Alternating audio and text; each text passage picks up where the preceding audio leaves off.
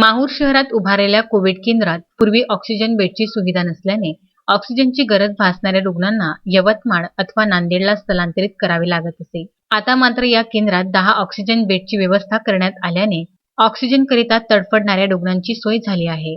कोरोनाचा वाढता संसर्ग लक्षात घेऊन शासनाने लागू केलेल्या संचारबंदीचे तंतोतंत पालन करण्यासाठी नगरपंचायतीच्या मुख्याधिकारी विद्या कदम व पोलीस निरीक्षक नामदेव रिठे प्रत्यक्ष मैदानात उतरून आपले कर्तव्य चोखपणे पार पाडित आहे. शहरी भागात उपद्रव घालणाऱ्या कोरोनाच्या दुसऱ्या लाटेने ग्रामीण भागातही जोरदार पाय पसरवले आहेत.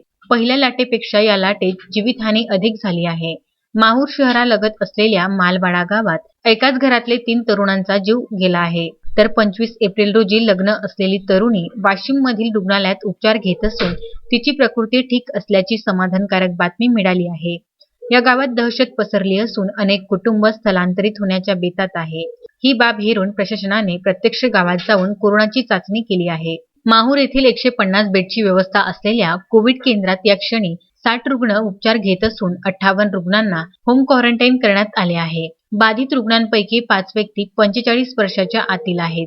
20 एप्रिल रोजी शासनाने दिलेल्या आदेशाची अंमलबजावणी करण्याकरिता नगरपंचायतीच्या मुख्याधिकारी विद्या कदम व पोलीस निरीक्षक नामदेव रिठे हे आपल्या अधीनस्थ कर्मचाऱ्यांच्या मदतीने माहूर शहरातील मुख्य बाजारपेठेसह गल्ली बोळ्यात फिरून कोरोना नियमांची व संचारबंदीची कडक अंमलबजावणी करण्याचा प्रयत्न करताना दिसून आलेत. अत्यावश्यक वस्तूखेरीज इतर व्यापाऱ्यांनाही आपली दुकाने उघडू नयेत, तसे आढळून आल्यास त्यांच्यावर कायदेशीर व दंडात्मक कारवाई करण्यात येईल. अनावश्यक कारणास्तव कुणीही घराबाहेर पडू नये. तसेच फारच गरज भासल्यास मास्क व सुरक्षित अंतर राखून प्रशासनाला सहकार्य करावे, असे आवाहन मुख्याधिकारी विद्या कदम व पोलीस निरीक्षक नामदेव रिठे यांनी केले आहे. संजय घोगरेसह अनवर खिच्ची, विदर्भ न्यूज, माहूर.